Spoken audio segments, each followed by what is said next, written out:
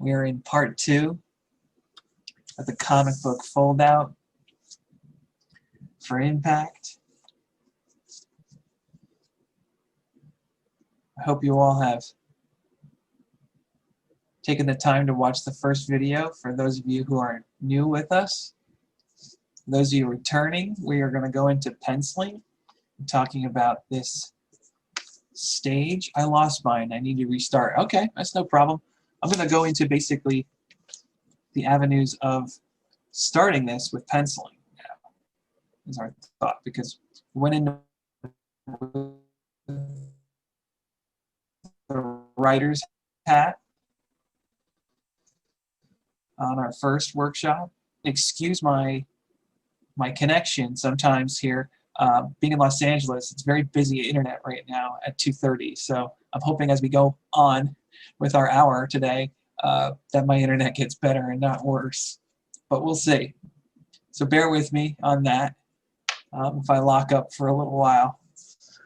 But I want to do a little quick review of what we did last week and go into my thoughts on approaching penciling. Cartoon, please, please, please.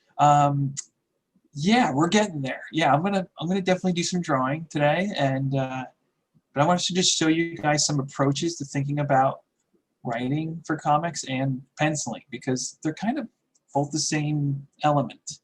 All right, Mike, if you want, we could turn off your camera. Expect when sharing. Oh, okay. Well, that's kind. You know, Tater Tot, I think it's from my end. I don't know if it's anything that's gonna really improve with that, but I appreciate you. I'd rather see you, to be honest. So yeah, just going back to our start last week here. Let me pull this up a little bit. I was stressing the idea that story is about clarity, right? I also suggested that we work into a story pyramid to construct our story process, because our 5-panel story in our fold out can be played out perfectly within our story pyramid process, and using all of the functions of the process of writing for that. So our exposition, our first panel, is going to give us a lot of answers. Now, will it give us all of these? No, but it'll allude to definitely a good amount of them, right? Especially on a short story process, right, guys? Because we're formatting this to only 5 panels. So that means all of our real estate, let's call it, our room for story, is based upon just 5 panels. So we have to be very economical with how we use our dialogue and what we draw in this story process. So think wisely on communicating that information, and think about the story pyramid as a build up and a build down. Okay, so if we're going from our exposition, where we're getting our setting and maybe our main character in a short story arc, because we want to think right off the bat, let's get some information out there. Does it need narration, right? Do we need to fill a caption in there? Do we need a monologue, a balloon coming from the character itself, giving us more information? Is there another character with our main character to start us off, right? So these are good questions to start asking yourself. We get to the complication frame, the rising action. We got to go immediately to this, guys, because we only have so much time to give this story arc a real true feel of a story, right? So I have my complication take place, whether it's physical, that we can see it, or whether it's verbal, whether it happens between characters in a particular instance. Now, do we have a ton of room to go into something really deep maybe between these two characters? Well, potentially. It's going to be really how it pays off in our ending. maybe even in our falling action, we might have a payoff from our initial reaction or initial complication. But we're building that complication up to the climax and where that situation changes. And that's only your third panel on here. So if I'm looking at it, I got my first. Well, we could play that on the cover as well, which we've talked about. But coming out on our first panel, opening it up, second, that would be maybe my complication frame. Now I have even bigger space for how my situation and my story is changing,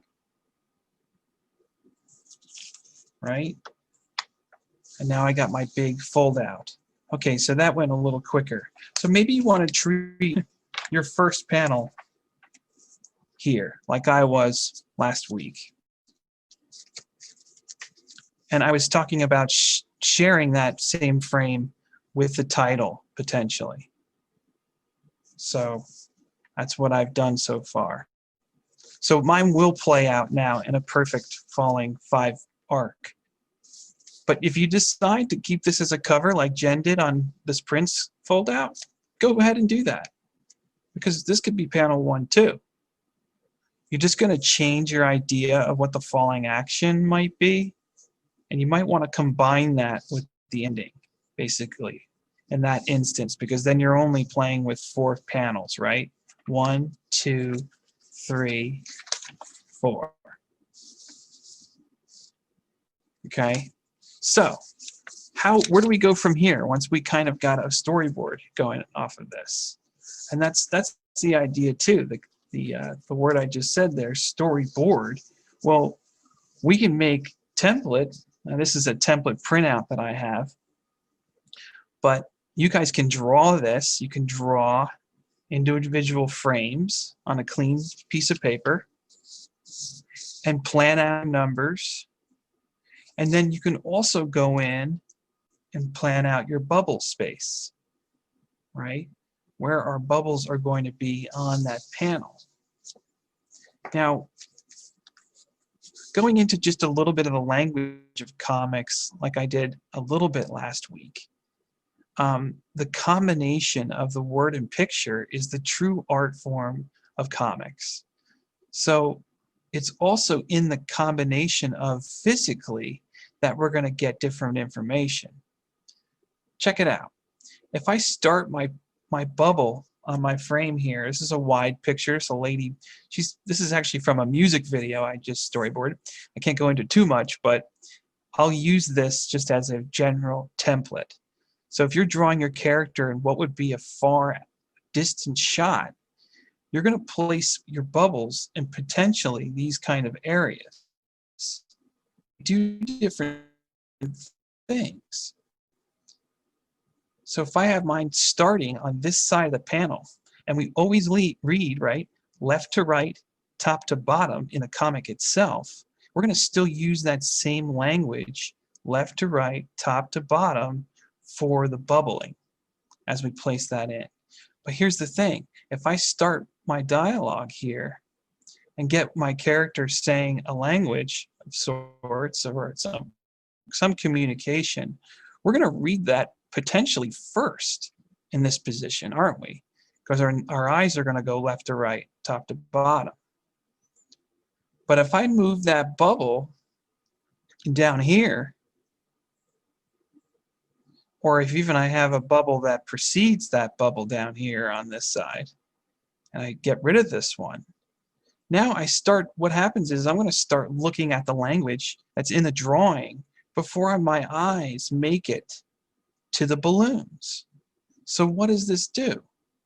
That's actually suspending time, because your eyes are taking in this information before it gets to the other bubbles. Here's some other thoughts, okay? That's kind of a thing with penciling, because when we're penciling this drawing, we need to allot for space in these spots that we're considering where our writing is going to go, where our dialogue is going to go, where our caption is going to go, right? Again, on maybe a figure like this, I potentially have a space here for my balloon, and I have one here potentially, and then I have one down here. Now here's a rule. You're never going to cover your character's face or any part of your balloon unless you really have to on the head itself. Don't ever do that if you can help it. The other idea here is that you can use the bounding box in, let's say, in your layout like I've done here, and I flattened the balloon to the bounding box. So I'm building a balloon just off of my box, right? So that also will save you some space into seeing where a balloon could fit. The other idea is that you can place a balloon over a body. You just have to be really careful. Sorry, my hair was getting in the way there, guys.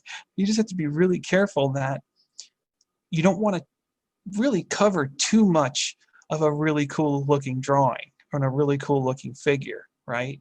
So you have to be a little bit, how do you say, sparing maybe on your dialogue then, right? Because if we're writing a short tale in only so much space, everything I give has to mean something. And that's what's awesome about the storyboard or the story pyramid, because like we got to the ending last week and I had mentioned, oh, I'm going to go back to the beginning now and look at all the information I gave to make this ending even stronger, right? I can go back now and know where I need to go. And it should feel like a good circle because it's the journey, right? So going back to bubbling, those dialogues have to be short and sweet almost. So you have to be very sparing on what you're giving into your placement of balloons, because all of this is starting to change what's inside visually and graphically that you want your reader to really love, right? This is a graphic medium. Though we read it, it's still all about the graphics, right? Does that make sense?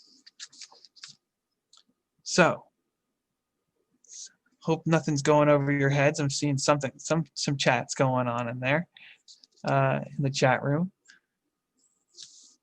Other thoughts? Captions, right? How are your caption narratives going to fit if you have to format them into a square, right? Because most captions separate themselves from balloons as squares. So be very tricky and very be very keen on how you're placing your captions in. That would be like, you know, saying elsewhere could be a caption, just to give your reader a little help, right? That doesn't hurt because you're communicating. So the clarity needs to be there. So that could be an idea of the placement. Now, could a caption be on this side? Sure, it can, but usually captions precede the graphics because there's something about getting that information before we get into what we're going to look at. But then following the caption, we can get into our balloons, right? And what's playing in the balloons. Real estate on something like this, a tight image. How would I consider bubbles on this? Because I don't want to cover, certainly don't want to cover my eye of my horse. I don't want to get anywhere over the, of course, the face of my man. I want to keep my slender of my positioning. I want to make sure it's seen that he's still laying on that. So I don't want to necessarily put my bubble in this corner. So what do I have? Okay, well, I have a little bit of space up here that potentially I can cover, but I got to be wary of this ear, because if I take too much of my horse's ear away, we might not be able to see some of that. The other idea is maybe placing it down here on the lower neck. But again, I'm going to get different results, right? If I put my balloon up here, I'm going to read something and then look at my character. If I put it down here, I'm going to look at my character and the horse before I read what my balloon says. So be very look at this as a really keen observation of how you're getting information through time, guys. This is how you control time in comics, is when you're delivering the dialogue against when you're delivering the graphics. Okay? So you can either storyboard this process off of your pyramid once you develop your pyramid, or you can take out a nice clean piece of paper, you can fold out your layout, which mine doesn't have the whole thing on that one. I want to get it. Here's my whole layout. And what I'm going to do is I'm going to make a thumbnail version of this whole face and this whole face of panel 5. Now, it's called thumbnail because they're tiny drawings. These panels are going to be as big as my thumb.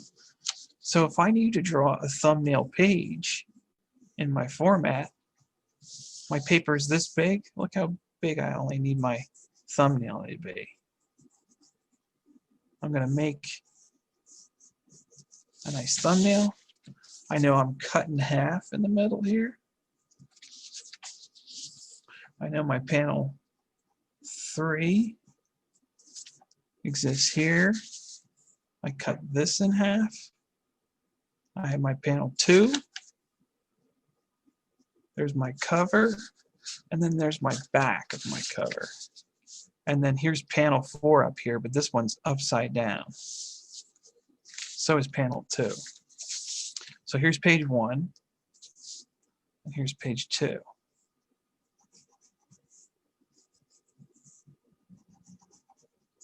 And that's just one big splash page. That's what they call this in comics. When it takes up an entire page fill, that's called a splash page.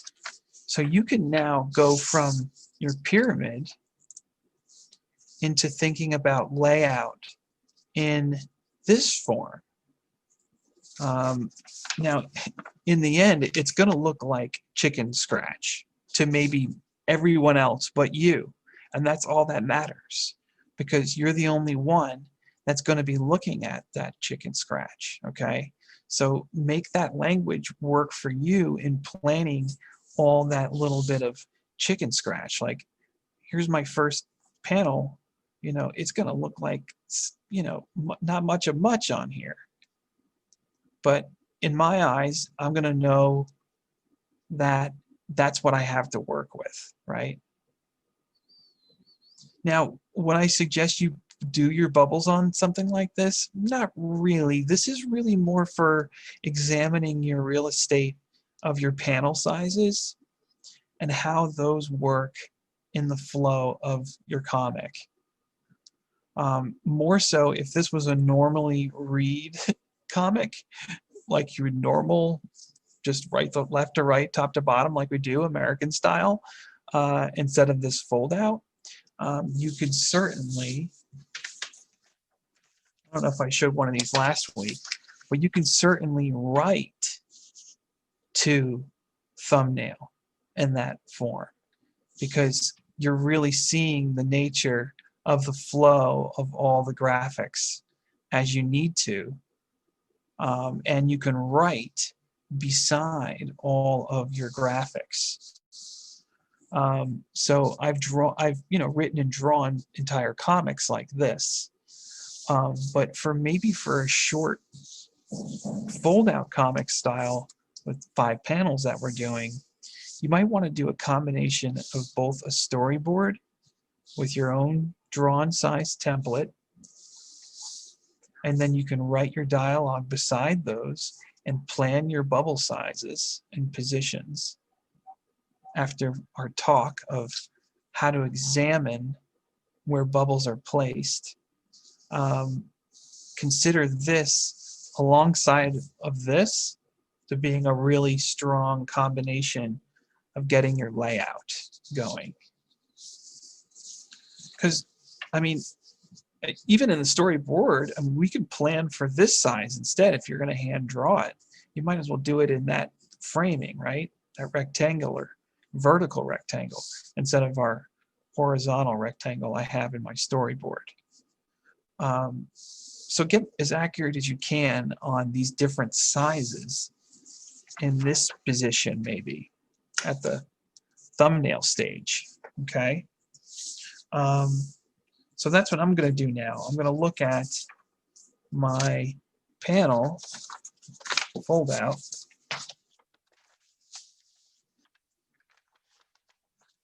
Okay, so I know panel 3 is here and straight up. So that changes what I have here, right? I was doing more of a horizontal, but now I have more vertical room. All right, so how can I consider changing that? Well, I think I'm just going to move my character up in the foreground like I still wanted them. But now to get my characters in a drawing that where I have less real estate here, my mind's eye knows if I go into a low upward perspective on my character, I can fit those other people from the party at a lower horizon than my main character. Does it do the same thing? Yeah, pretty much. Right? See how I changed my perspective there? Now, what's forcing me to do it, right, is this framing that's on my fold out. I can't help it. I have to go with this framing. This is all I have. So that's how I'm looking at how do I change this to this. So you might come to drawing it hopefully at the same size or planning it to that. But it might just come to doing the thumbnail where you go, okay, I know I have to communicate this, but I have to fit it in this kind of panel. Okay, how do I do it? So that's the idea. Make adjustments, right? Now, panel 2, I know I have to flip this around. So I'm just going to do that for sake of being accurate. Right, here's my cover. Here's my back. This is now my panel 2. So my panel 2, oh great, I was already in a rectangle format for panel 2. I just have to consider my balloons, what's going in now, to determine now how big my character really needs to be in this frame to make sure it all fits, right? Again, I said not the best place to plan your bubbles, but I'm just quickly putting them in to consider, okay, I think that's how it's going to flow, right? And how it's going to be read best. And ask yourself that. How is it going to be read best? Would I rather my reader get that information before they're looking at what's going on? Or would I rather them look at what's going on and then get that information, right? Again, there's a play on time there. It's very, how do you say, psychological almost. It's what our minds are doing in the process of reading the comic, which is so cool. Upside down, right? I did my panel 2. If I fold that out, here's my panel 4. Okay. Panel 4 is going to go here. This is the right side up. And now I'm looking at my falling action. I'm like, wow, okay. Now I have tons of room to put in what this is called in film, they call this. And then I think that in comics they call it a 2-shot, because you have 2 people conversing or 2 people that can be seen in a shot. Now, I had all this planned, right? All this dialogue planned for this small initial size panel. Well, I don't need to go by that now. I got all this space to work in so much more, and I'm going to be able to still put my characters at a pretty good size on my planned out thumbnail. And what's cool now too is I have room for the environment here. Even though I know I'm going to put my bubbles in here and they're going to go over a lot of my environment, it's still my chance to kind of show where we are a little bit more. This is my world building a little bit more, right? I might have seen not much in this, because unfortunately when you look up to the sky outdoors, you're not going to see much. I mean, maybe you'll see a tree, you know, peeking in frame depending on where we are, to a park or a sidewalk. I mean, but you can be inventive. Maybe you can have birds coming by, or, but always the real estate is the real estate, right? So what can be fit to place that? But and in any case, it's hard to see an environment in this upward shot. Though it's dynamic and interesting, I might not get as much information across with a shot that is basically perfectly parallel, or what's called eye level, right? So the eye level is bringing us down to give us maybe business windows. You know, maybe they're in some part of the neighborhood where there's a little bit of commerce, and maybe, you know, maybe there's a dress or something in the window. I mean, it's your chance to get inventive. You know, you start to see signs of businesses. It's a good time to, you know, maybe highlight your favorite friend and have it be their, you know, their boutique or something. But build up that world maybe, if you can, potentially in your comic, because that's also a draw into all of this. It's exciting to see where the people are living and how they're living and what they're doing, right? But again, this is a thumbnail, so and this is kind of what you want to do with comics too. You kind of just want to go in and just find these forms quickly enough that you're getting that information across to yourself. Again, am I know I'm going to show this to anybody other than you guys right now? No, but it makes sense for me, just so I can plan out where everything's going to go, right? Panel 4. Man, that came a long way from my initial pyramid, my falling action. Now I know that springs open, gives us our panel 5. So yeah, this is our big splash page. I'm actually going to turn this back around, because that's actually the real right side up.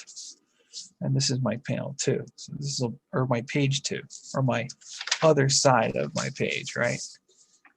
Now, so much real estate. Oh my God. So this is your chance to really flex your wings, if you really want to think about it like that. This could be your impact frame in your story, right? This could be the shock or the cliffhanger, right? These are great terms to work into thinking, how do I want to read or leave my reader? How do I want them to feel? And with something like this, when I play with my story, you know, the character's walking away shot. How does this make some of you guys feel? When you see two people walking away from your view, and you very well know it's the end of the story. What does this make us feel about these characters? I'd love to get, how about Flo or Riley? What do you think? What does this make you feel? When you see this in the movies, let's say we don't have any text accompanying this. How does this make you feel? Flo or Riley? I'd love to hear.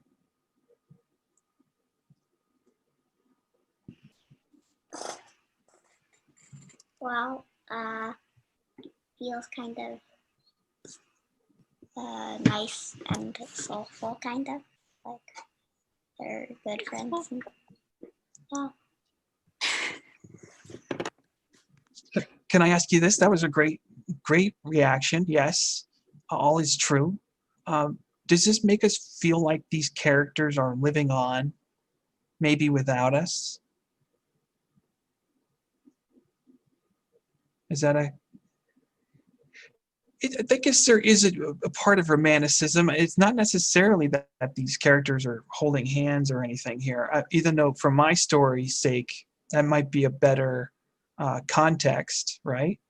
But I mean, this can just be two people, and what they call this is walking off in the sunset kind of shot. Now, the idea is that it comes from because you're low on the horizon, and when the sun is setting, it's coming and falling on the horizon, right? So the classic movie shot is simply that. It's the sun coming down. Now, I can still be in the location of a mall or, anywhere and be indoors and still make this shot feel that way, especially on an ending. Um, so when these kind of tools of psychology start coming into play, you ask yourself what these shots do in the movies when you watch them, and why they work. Because there's something to the idea of the positioning and where they are to us viewing them and how they're moving towards us or away from us. Because this is also telling, as they move away from us, it's telling time has gone by. That's what this is also telling us, right? Because they're far away from the camera. So this gives us an idea that time has gone, and that time really, in the idea of them going off into the horizon, right, is going to continue, right? So this is the degree of psychology that comes into being a comic book penciler, because these are just language of the visual medium that you, after you get very used to recognizing how it works, you start to use that very purposely. But that's the idea. Ask yourselves when you're looking at different comics, guys, especially opening panels and closing panels, these are such keen grasps of storytelling to always recognize in your stories, in short stories especially. You can even look in your Sunday newspapers. It's the same idea. Look at the exposition and look how they're closing the story. Because really all the meat of the story is really here, but it wouldn't work without these and the way these feel. Okay? So that's what makes this even more impactful, this panel 5, is that you are deciding upon how this fold is going to transpire time, right? Where our characters are closer to us or far away, or how much time has gone by from panel 4 to panel 5 with a caption that says 5 years, 10 years, and then we get the shock, right? We get the value of the impact of the power of the scale of this page as well.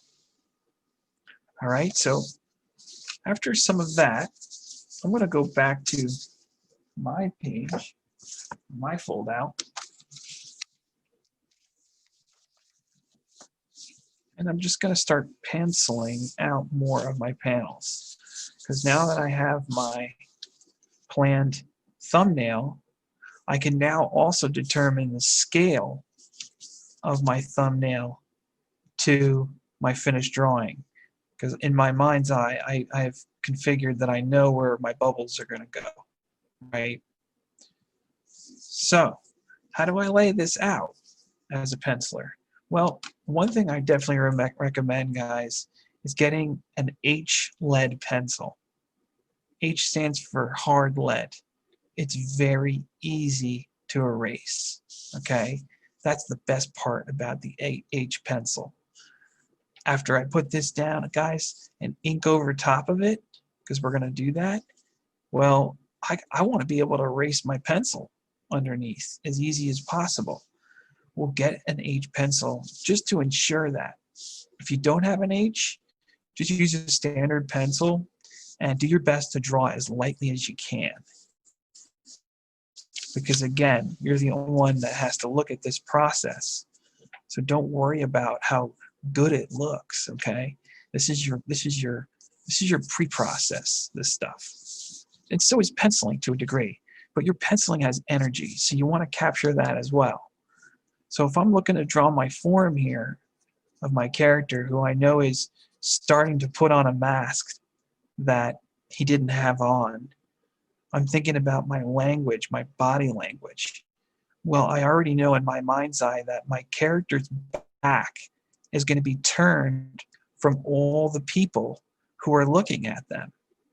So body language, guys, is something you want to start also observing in nature.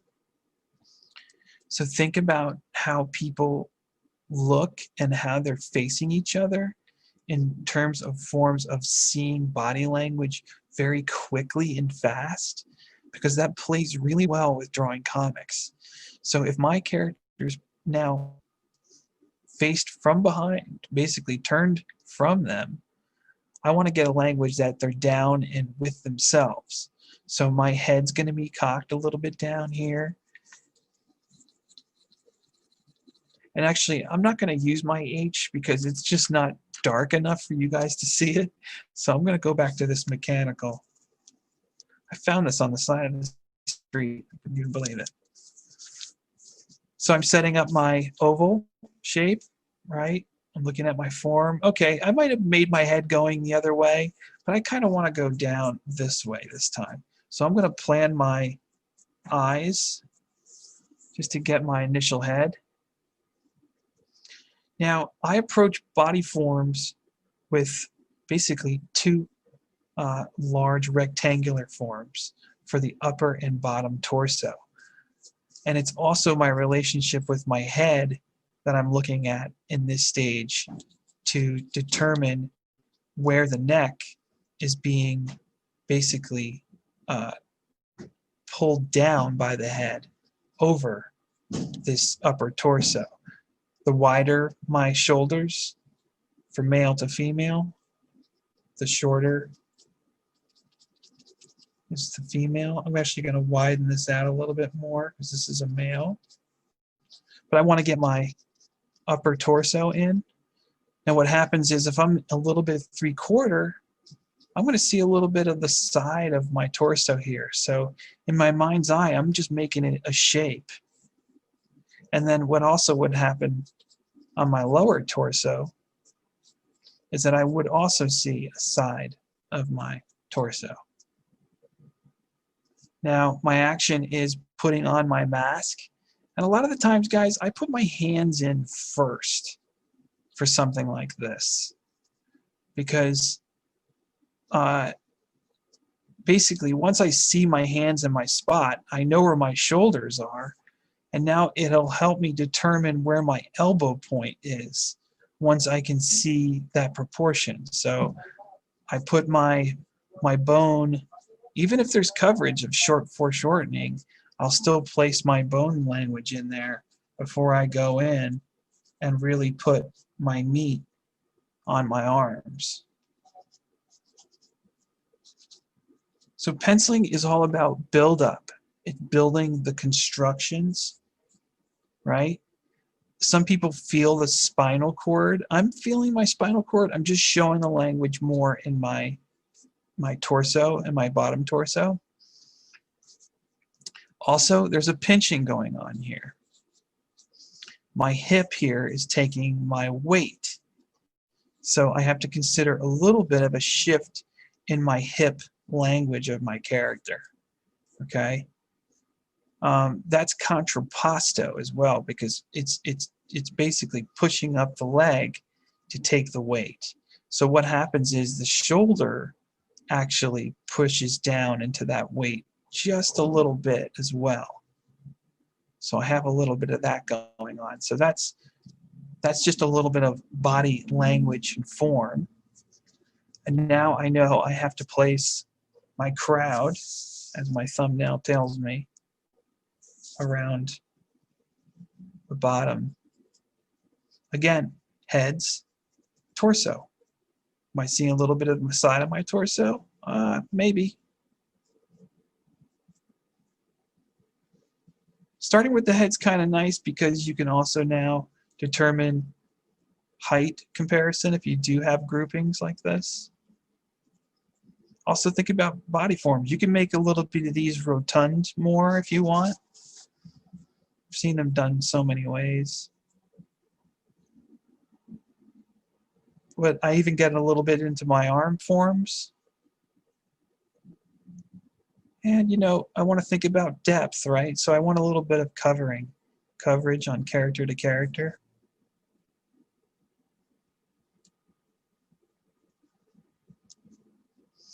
If I get rid of my arrow here, maybe I can put someone else in. Think about the comedy. Maybe someone's coming around the character a little bit more, right? You want to make it feel like he's being looked at. He's under pressure a little bit here, right? He's also under his own pressure to put the mask on because he didn't have it on initially. Maybe he didn't believe in it, right? That was part of my story. He kind of came out of his door and basically didn't have a belief into it. It looks like all the people in the background have their hands on their hips, like ignorant. Is that what you said there? Yeah, there's a little bit of that body language too, right? What shows into how their reaction is happening, right? Where do the arms go? Where would they go? Maybe more would come up to the mouth. Maybe some of them are kind of shocked that they, you know, didn't bring the mask or didn't wear the mask. I got plenty of room going on up here. A little 101 idea in 1-point perspective. If you ever want to shoot up at a head and a body, always think that the ceiling lines would be your convergence of your point, meaning your lines of your ceiling could flow around the character themselves in order to find the perspective. Because the head begins to being framed within your ceiling, right? Now, could the room expand here? Yeah.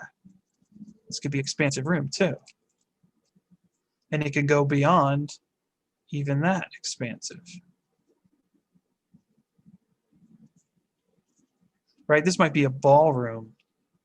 So here's my chance to put in some chandeliers.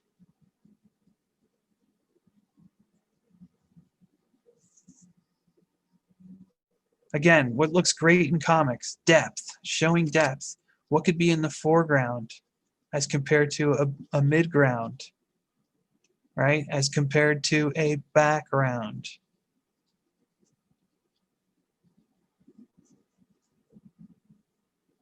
Again, you're drawing these very lightly, much lighter than I am, guys. Now I have some good depth going.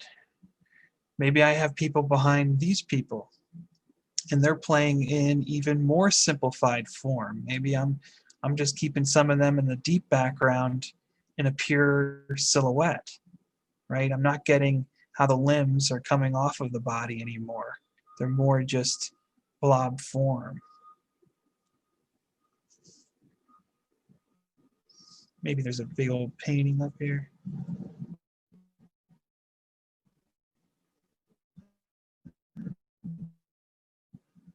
Of an old, maybe a queen or king. So I just changed that whole landscape of my initial drawing, right? I think my internet went out just a second there. Sorry, guys. So again, I changed a little bit. Oh, come on, Evie. I think you're much better than that. So planning it out, right? Change your mind if you have to, guys. What works better? What feels better, right? Feel the fold out comic and see how it feels. Would it be better if your character is on this side, walking from right to left? Or is it better to open it up and being like, oh, now there's my guy, and oh, there's my information. Flip it open. Oh, wow, that's cool. That's impactful. Open it up, and it looks like it's like his head's moving. I don't know. It wasn't on purpose, but it's kind of neat. Looks like he's moving his head up, doesn't it, guys? Not on purpose, but this kind of magic happens. And now I'm folding it out, getting my next panel. All right, panel 4, dialogue shot, the walking shot.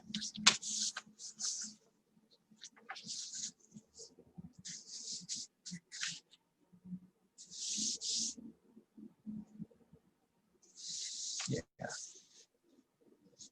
Okay, so I'm looking at my thumbnail again. I know how much real estate I have off of my thumbnail. So how do I simplify these elements now? Well, I almost did it already in my thumbnail. I can kind of see the energy there, which is good. I know they're walking together, going in.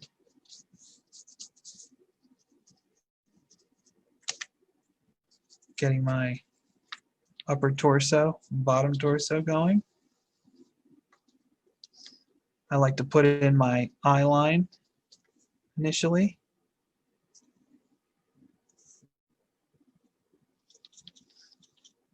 I know maybe my female is just a little shorter than my male character. Start with the head, right? Get that height difference. Even if they're a little bit crunching down, and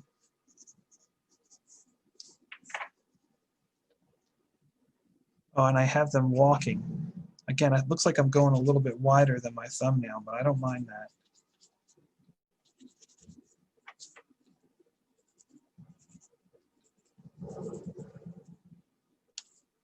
Finding my form, finding my stride and my walk.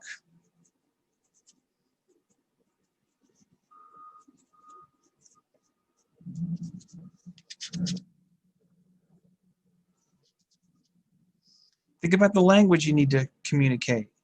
Is your character trying to explain something?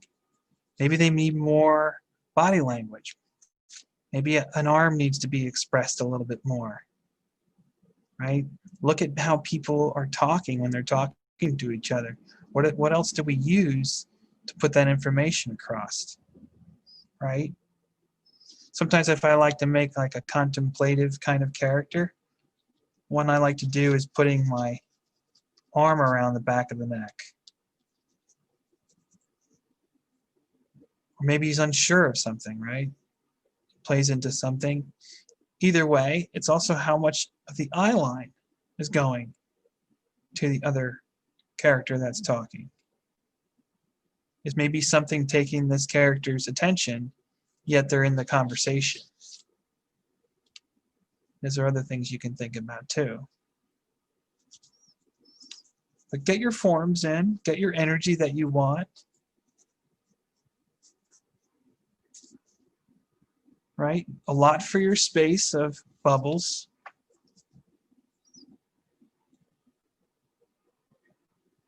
Yeah, maybe I'm walking by a business here. So again, I'm going to think about my point of my perspective being really far off this page, but I still need to think about it in terms of its proper use.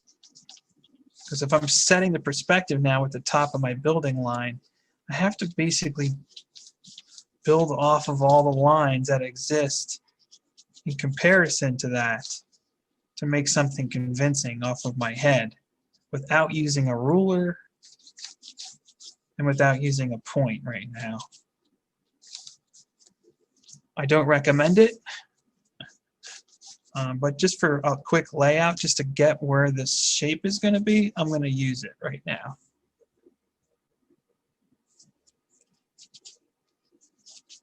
And this is your chance to alter it as much as you need to.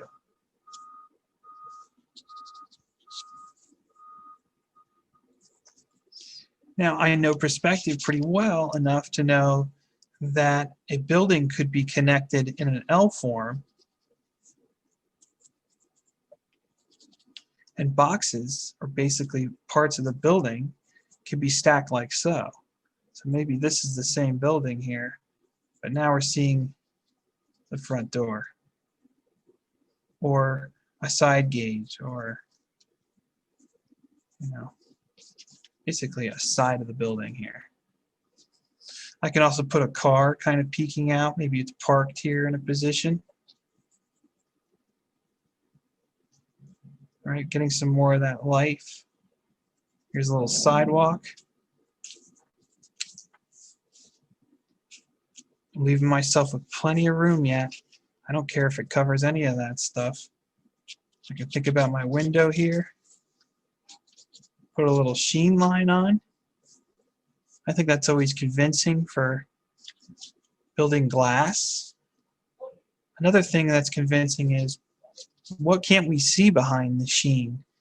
If I do put something in here, let's say it's a mannequin you were thinking about before.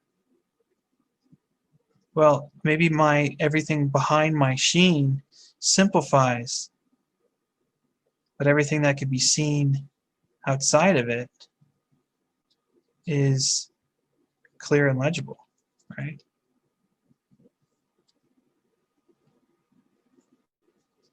So a lot of what to deal with graphics, which is fun, is to think about the clarity between different objects.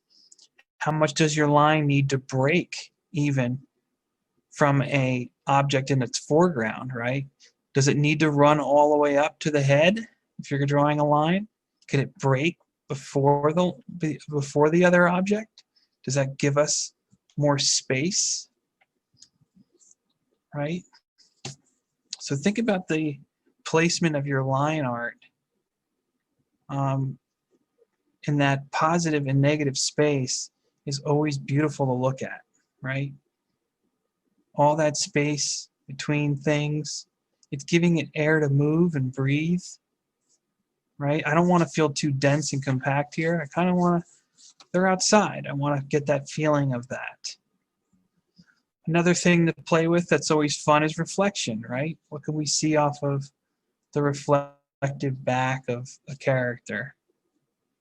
Shadow, too. Maybe there's a shadow that runs alongside of a building your characters are on. Yeah, so this is how far I would take my penciling, guys. We have about 6 minutes left. I want to take questions if you guys have any. But I haven't tackled my last panel yet. I'll do that next week with you guys before we go into talking about inking. Any questions for me today? Is everything pretty helpful? What do you think, Tater Tot, today? Did I give you some new information? Yeah, you covered everything pretty well. All right. What any suggestions for the penciling stage? Any more ideas? Certainly, I would go in with my ruler now, make this line a little nicer. I'd just tighten this up, right? I'd go in, get my features a little bit more. I consider how comfortable I am at what I'm putting in with ink, because I have no turning back with that, right?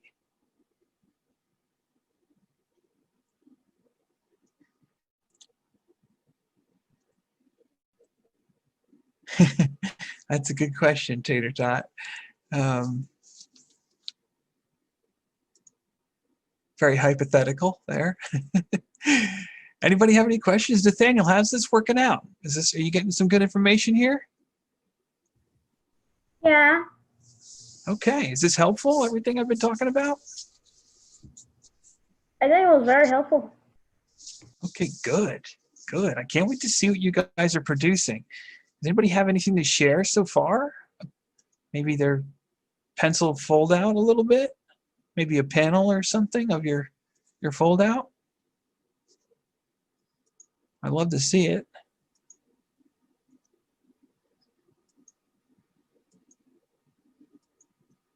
Anyone? Anyone? Flo, Riley, was this all quite helpful into planning your story, your fold out? Great. Are you going to try your little thumbnail version first?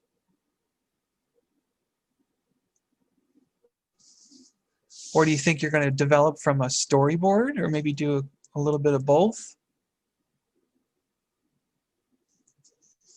Definitely plan out your bubbles. What's that? Probably storyboarding. Great. Yeah, very cool. And you can plan it for the size, right? Because we really know our format here. So instead of like a template like mine, make it in the size of your fold out, right?